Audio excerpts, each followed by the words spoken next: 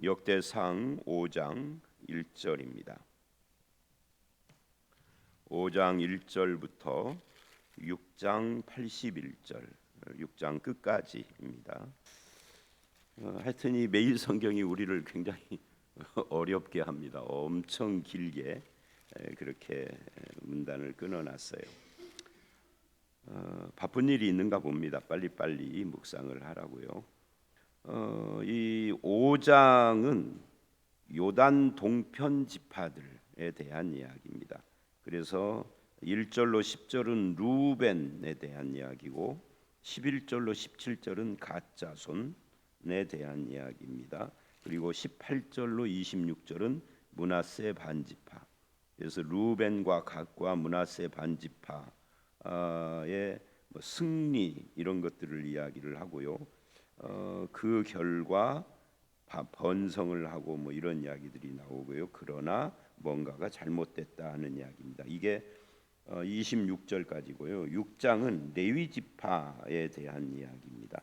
1, 2절을 보면 레위의 세 아들들 이야기가 나오고 3절로 15절에 그 중에서 아론의 후손 제사장들의 후예에 대한 이야기를 합니다. 그리고 이제 16절로 30절은 레위 지파의 세 씨족에 대한 이야기를 하는데 16, 19절은 이제 그 총론이라고 할 수가 있고요. 20절부터 30절은 강론이라고 할 수 있어서 뭐 게르손 그앗 뭐 엘가나 또 사무엘도 나오고 뭐 이런 이야기들이 쭉 나옵니다. 그리고 31절로 48절은 그 세 씨족에서 나온 그 뭐라 그러나요? 악장, 그러니까 요즘으로 말하면 찬양대에 대한 이야기입니다. 그래서 헤만, 아삽, 에단 그런 이야기들이 나오고요. 49절부터 53절은 아론의 후손 제사장의 후예들에 대한 이야기가 나옵니다. 그리고 이제 마지막으로 58절로 54절로 81절은 레위 지파에게 주어진 48개의 성읍과 그리고 도피성에 대한 이야기로 마무리를 합니다. 그러나 뭐 자세한 설명보다는 누가 누구를 낳고 뭐 그런 이야기들이 엄청 많이 나오죠. 자, 5장 1절로 10절 성경 읽고 문단 설명하는 데까지 거의 뭐 10한 7, 8분 13, 14분이 지났어요. 이제 조금 보도록 하겠습니다. 1절로 10절 루벤 지파 이야기입니다. 여기에 장자의 명분에 대한 이야기가 나옵니다. 장자 이야기를 하죠. 루벤은 장자였지만 아버지의 침상을 더럽혔다. 이게 창세기 35장에 나오고 49장에도 그것이 언급이 되죠. 야곱의 첩, 그러니까 어제도 말씀드린 것처럼 이 구약의 사람들은 처첩을 많이 두었어요. 그래서 첩이 있었죠. 근데 첩과 통간을 했다. 그러니까 루벤은 야곱의 장자이기 때문에 뭐 그 첩이 몇 살이나 됐는지는 몰라도 그 나이 차이가 그리 많지 않았는지 뭐 그런 일이 일어났어요. 그래서 장자의 명분을 뺏겼고 이 장자라는 것은 하나님이 주신, 오늘 우리 한국의 장자하고는 좀 달라요. 장자는 뭐 한국의 장자는 의무가 있고 책임이 있고 뭐 권리가 있고 그랬었잖아요. 권리는 아버지의 재산 거의 다를 물려받는 것이고 요즘은 이제 그러지 않지만 옛날에는. 근데 여기 성경이 말하는 장자라는 것은 하나님이 주시는 은혜와 복을 그 받고 그것을 이제 이어가는 언약을 이어간다 뭐 이렇게도 말을 할 수가 있고요. 그에 맞는 책임 있는 삶을 살아야 하고 그런 겁니다. 근데 루벤은 율법이 금하는 이 근친상간 죄를 지었어요. 아버지의 권위를 침범하고 영적인 도전과 교만을 저질렀다 이렇게 말을 할 수가 있겠죠. 이런 걸 보면 성도는 하나님께 받은 은혜와 복이 분명히 있는데 그것에 대한 겸손한 반응, 감사, 책임 있는 충성스럽고 신실한 그런 반응 있는 삶을 살아야 합니다. 그거를 안 하면 장자의 명분하고 실제 장자권을 누리는 거고는 달라요. 그래서 이제 이 장자의 명분이 누구에게 갔느냐 하면은 여기에 요셉에게 갔다 이렇게 이야기를 하는데, 사실은 요셉에게 갔다 하는 것은 어떤 의미에서 요셉에게 갔느냐 하면 요셉에게 이 야곱에게 주어진 것을 요셉에게 두 몫을 주는 것으로 갔어요. 왜냐하면 구약 시대에는 장자는 두 몫을 주었거든요. 그래서 엘리야가 승천할 때 엘리사가 그걸 원하죠. 그런데 그 두 몫을 준다라고 하는 것은 나의 그 뒤를 이을, 말하자면 네가 내 수제자다 이런 의미가 되는 것처럼 가정에서는 그게 장자인 거죠. 그래서 두 몫을 주어요. 근데 이 두 몫을 주었다는 것은 물질적인 것이고 그런 육적인 내용이죠. 영적인 것, 즉 영적인 것은 구약에서는 언약이니까요. 이 언약은 누구에게 가느냐면은 유다에게 가요. 그래서 2절을 보면 유다는 형제보다 뛰어나고 주권자가 유다에게서 났으나 이렇게 이야기를 해요. 이게 이제 진정한 장자인 거죠. 그래서 유다에게서 다윗이 나오고 다윗에게서 예수가 나오고 이렇게 이어지는 것이 이제 영적 장자 직분인데, 육적인 의미에서는 장자의 명분이 요셉에게 두 몫을 주었다. 두 몫을 어떻게 주었죠? 므낫세와 에브라임. 그러니까 다른 지파는 다 시므온, 유다도 그렇고 단지파 다들 한 몫씩 받았는데 요셉은 두 아들에게 각각 한 몫씩 주었으니까 두 몫을 준 거예요. 이제 그런 이야기를 하고 있는 겁니다. 그래서 이 역대상 또는 역대상하가 하나니까 역대기 저자는 지금 무슨 말을 우리에게 숨겨진 이야기를 하고 있느냐면, 유다는 남쪽 유다 왕국의 대표가 되고요, 이 요셉은 두 몫을 받았는데 북쪽 이스라엘의 대표인 거죠. 그래서 남과 북을 언급을 함으로써 이 포로에서 귀환한 이 이스라엘 공동체가 그 실패를 놓고 다시 하나가 돼서 하나님이 주신 주권자와 장자의 명분을 받은 후손들답게 믿음의 공동체가 되기를 원했던 거예요. 그래서 믿음의 공동체, 사명을 감당하는 그런 충성스러운 공동체, 르우벤처럼 죄악의 침상에 올라가지 않고 하나님의 은혜의 보좌 앞에 나아가는 그런 공동체가 되기를 원하는 그런 어떤 숨겨진 의도가 있는 거죠. 여기서 유다와 요셉을 이렇게 언급하는 이유이기도 합니다. 그리고 이제 3절 이하는 르우벤의 자손들이 쭉 이야기를 해요.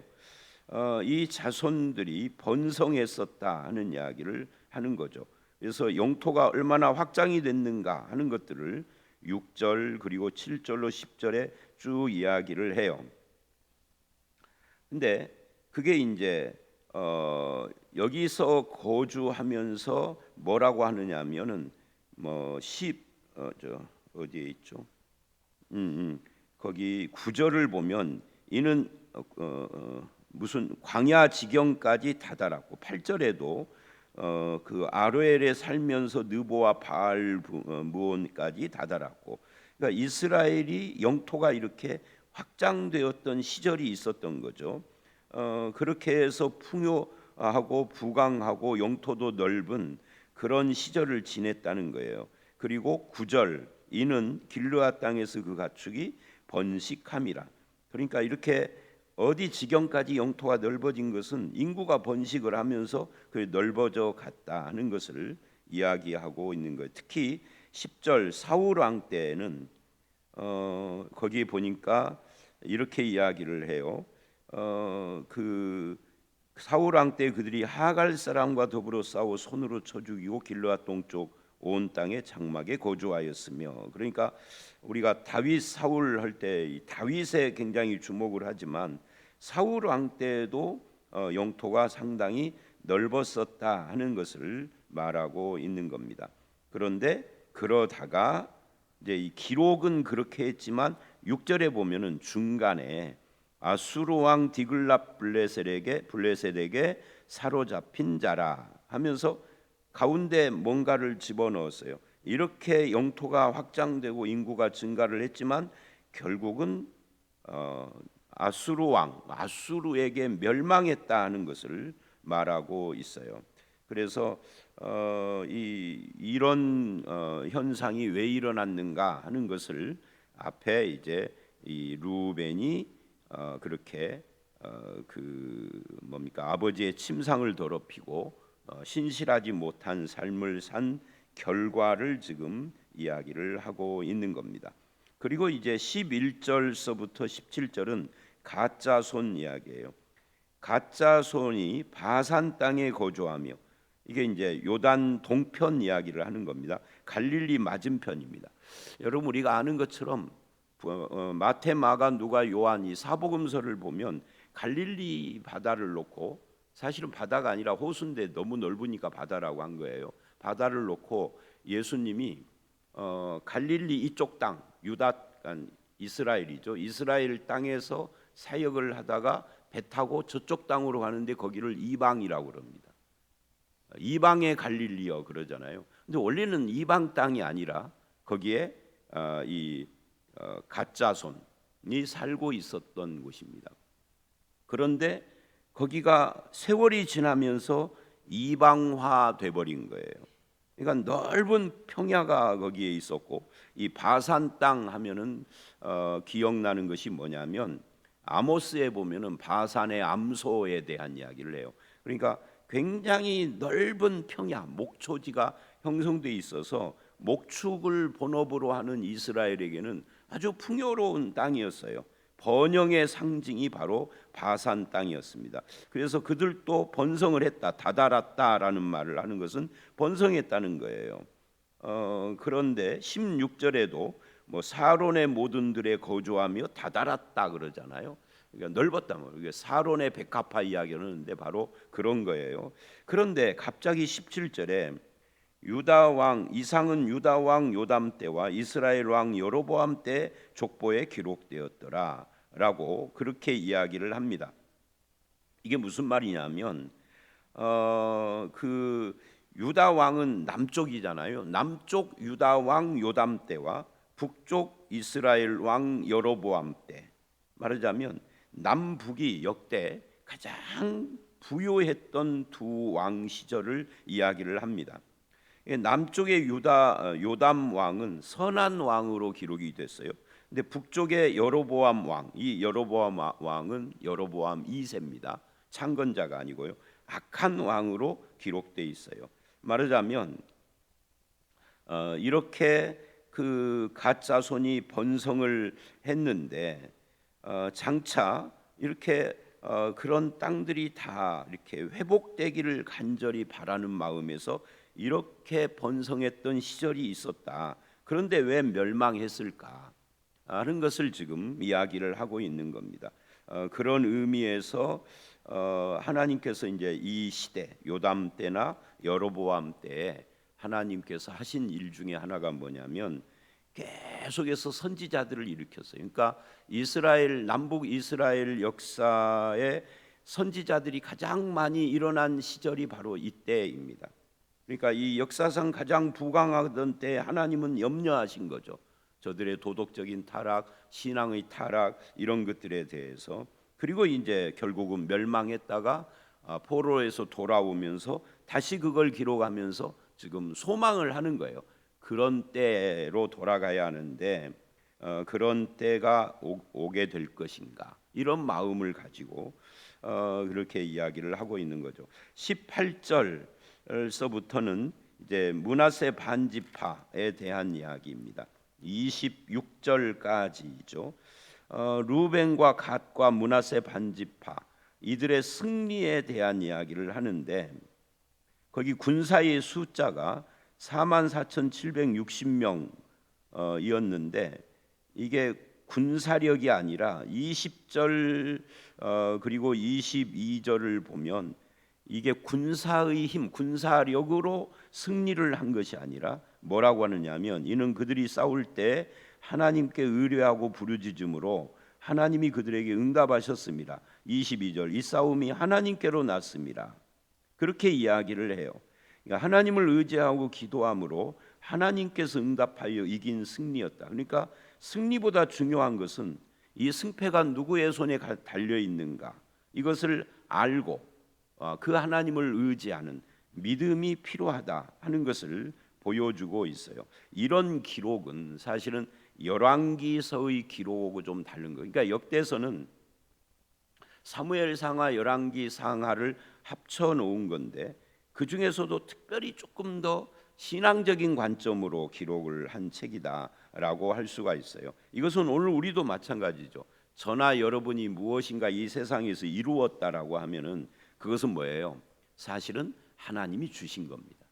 하나님께서 나에게 주신 은혜고 복이고 그런 거예요. 그러면 우리는 어떻게 해야 되죠? 우리 앞에서 르우벤에서도 본 것처럼 하나님이 주신 것에는 반드시 우리에게 반응을 요구하는 거예요. 충성스럽고 신실하고 하나님의 은혜에 감사할 줄 알고 그래야 한다 하는 거예요. 그리고 그런 의미에서 하나님께서 주셨다는 것을 강조하고 있는 거죠. 그래서 그 결과 21절부터 24절을 보면 23, 4절을 보면 므낫세 반지파가 번성했습니다.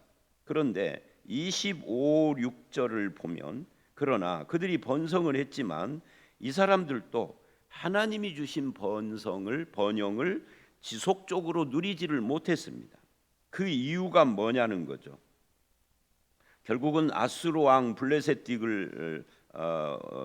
디글랏빌레셋이죠. 그걸 움직이셔서 하나님이 이들을 징계를 할 수밖에 없었는데 그렇게 된 이유는 이 모든 것을 주신 하나님을 어떻게 했다는 거예요? 잊어버렸다는 거예요. 그러니까 자기들이 잘나서 이룬 것처럼 착각을 하니까 하나님을 잊어버렸어요. 좋은 환경, 풍요로운 그런 물질, 승리, 평안한 삶 이런 것들이 계속 되어지면은 인간들이 이 사람들만 그러는 게 아니라 우리도 똑같아요. 이런 일들이 우리 삶에 계속 되어지면은 나중에는 하나님이 필요 없어져요. 그래서 주일이면 골프 치러 가고 등산 가고 여러 가지 하나님을 예배하고 신앙하는 것보다 더 재미있는 것들이 생기고 더 중요한 것들이 자꾸만 생기는 것이죠. 그래서 점점점 나의 모든 것이 하나님이 주신 것이다라는 것을 인정하지 않는 마음이 생기고 그래서 굳이 종교라는 것은 가끔 한 번씩 가서 안녕하신가 인사하는 정도로 끝내버리는 거죠. 그런 사람들이 실제로 있어요. 이스라엘이 그랬다는 거예요. 물론 하루아침에 이런 것이 아니라 서서히 개구리를 삶는 것처럼 서서히 못 느끼게 자각하지 못하도록 그렇게 진행이 됐지만 결국은 나중에는 푹 삶아지는 것처럼 그렇게 된 거예요. 이걸 우리는 뭐라고 그러냐면 교만이라고 그러는 겁니다.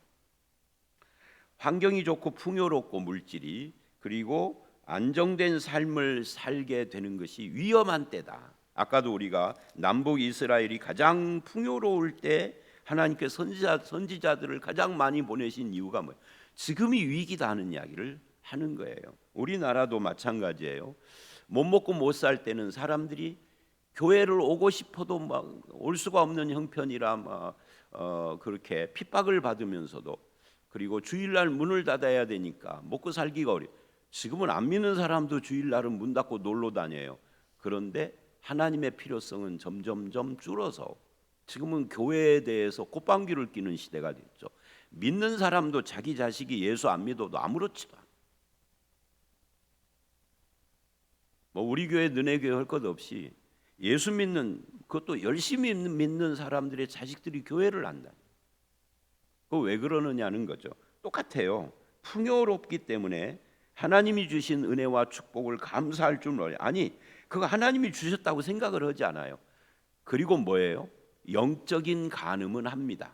점을 치러 다니고 하는 그런 것들은 합니다. 여기서도 마찬가지예요. 이들이 그렇게 하나님은 잊어버렸지만 25절을 보면은 우상은 섬긴다. 아니 우상 섬기는 정성으로 하나님께 나오면 얼마나 좋아요. 점을 치러는 가고 돈 내고 점을 치러는 가는데 헌금 안 내고 교회 오는 건 못해. 뭐 교회 온다고 해서 다 헌금하는 것도 아니에요. 헌금 통계를 보면은 헌금을 100% 하는 교회는 시골 교회밖에는 없어요. 시골 교회는 몇 명 안 되니까 뭐 교인 30명밖에 안 돼, 20명밖에 안 돼. 그 대부분 다 헌금을 하죠. 오래된 신자들이고. 큰 교회일수록 100% 헌금 이런 건 없어요. 11조도 그렇지가 않아요. 40%를 못 넘어요. 이게 한국 교회 통계예요. 보통 한 30%. 그러니까요. 우상에게 갖다 돈 바치는 거, 점치는데 돈 내는 거 이건 아깝잖아요. 근데 교회 와서 하나님 앞에 헌금하는 거, 아니 헌금 빼놓고 하나님 앞에 시간 1시간 드리는 거, 이거 그렇게 아까워지는 거예요. 그게 풍요한 사람들의 모습이에요. 못 먹고 못 살 때에는 하나님 앞에 나와서 엎드리는 것만 해도 감사해서. 우리 남자들이 군대 가면은, 군대 가기 전에는 엄마가 교회 가자고 해서 그렇게 안 가던 놈이 훈련소에서는 교회를 가요. 거기 가야 쉬니까. 그러면 누가 안 시켜도 훈련소에 있는 교회 예배당에 들어가서 주님하고 형식적으로라도 교회를 다녔으니까 엎드리면은 누가 이제부터 울어라 시작 안 해도 다 울어. 그런데 제대 오고 나면 또 안 와. 이게 인간이다. 그래서 잘 사는 것이 축복은 아니다. 평안한 것이 축복은 아니다. 이스라엘의 역사가 그걸 증명해 줘요. 자, 6장으로 가면은 이제 6장은 다 못할 것 같아요. 조금 하다가 말겠습니다. 레위 지파 이야기를 하는데요. 레위의 세 아들들 이야기, 게르손, 고핫, 그핫, 무라리. 이 레위도 원래는 지난 어저께 제가 말한 것처럼 레위도 창세기 49장을 보면은 저주를 받아요. 흩어지는 저주. 그런데 민수기 3장에 보면은 레위는 내 것이다라고 선언을 합니다. 그 사이에 어떤 일들이 일어났느냐면 레위가 하나님 앞에 헌신을 해요. 자, 어쨌든 그렇고요. 3절로 15절 아론의 후손들 이야기를 합니다. 그 레위의 세 아들 중에 그핫에게서 아므람이 나오고 아므람에서 아론이 나오고 모세 미리암이 나옵니다. 그리고 아론에게서 제사장들이 나옵니다. 나답, 아비우, 엘르아살, 이다말이 나와요. 근데 엘르아살과 이다말 이들은 나답과 아비우가 죽고 다른 불을 들이다가 죽죠. 그러니까 하나님께서 이게 물질의 축복뿐만 아니라 영적인 축복도 이들에게 준 거 아니에요? 제사장이니까. 원래는 저주받았는데 하나님이 너는 내 것이라 하고 영적인 축복을 주었는데 이게 또 교만해지는 거예요. 그래서 다른 불을 드리는 겁니다. 항상 인간은 교만이 문제인데 교만의 핵심이 뭐예요? 성경적이지 않은 거죠. 자, 그래서 이제 나답과 아비우가 죽고 엘르아살과 이다말에게 이 제사장 직분이 이렇게 승계가 되는 겁니다. 그래서 그런 이제 제사장으로서의 형들을 대신해서 믿음의 발자취를 보이는 것이 이제 이들이 해야 할 일입니다. 그래서 이제 이다말의 후손 중에 누가 나오느냐면 엘리가 나와요. 여러분 엘리가 누구죠? 엘리가 바로 그 사무엘이 태어날 때 엘리 제사장이 나와요. 그러니까 이들도 자손을 이어가면서 충성스러워야 되는데 중간에 항상 삐걱거린다고. 우리도 마찬가지예요. 그래서 거기서 이제 홈니와 비느하스가 나오고 그렇게 됩니다.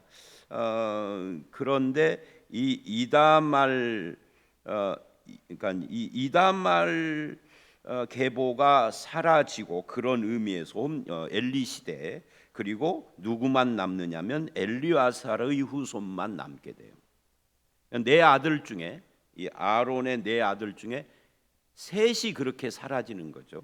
그리고 하나만. 이걸 보면은 영적인 후손을 이어간다는 것이 굉장히 중요하다 하는 것을 알 수가 있습니다. 그래서 이제 그런 이야기들이 쭉 거기 뭐 4절에 비느하스 이야기도 나오고요. 다 이거 우리가 알만한 사람들이죠. 나중에 사독으로 이어지고 엘르아살